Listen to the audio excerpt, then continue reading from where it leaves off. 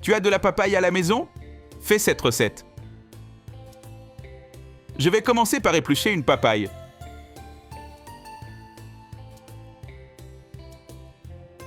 Maintenant, je vais couper la papaye en deux, puis retirer toutes les graines.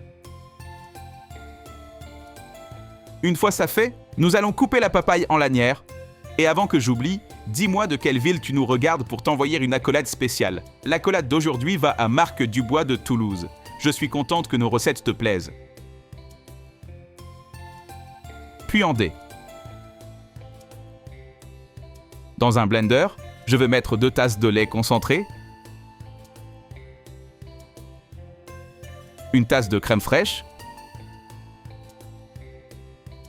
puis toute la papaye,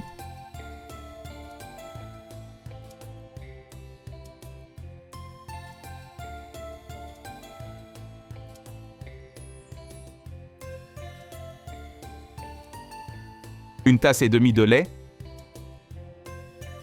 fermez et mixez bien jusqu'à obtenir un mélange homogène. C'est l'un des meilleurs desserts que j'ai déjà fait, parce qu'en plus d'être facile et pratique, le résultat est incroyable.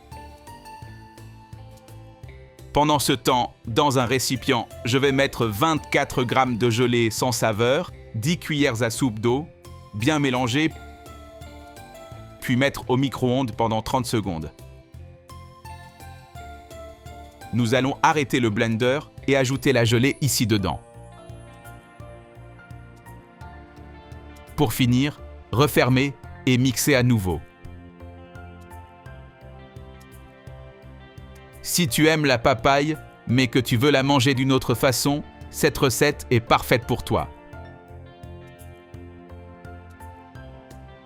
Dans un moule, je vais mettre un filet d'huile, bien étalé.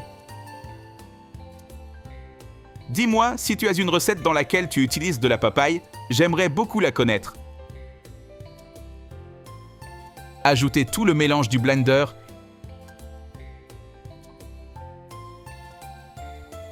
et mettre au réfrigérateur pendant 3 heures ou jusqu'à ce que ce soit ferme. Tu vas être surpris par le résultat de cette recette. Fais-la chez toi, puis reviens me dire ce que tu en as pensé. Je suis sûr que toi et toute ta famille allez l'adorer.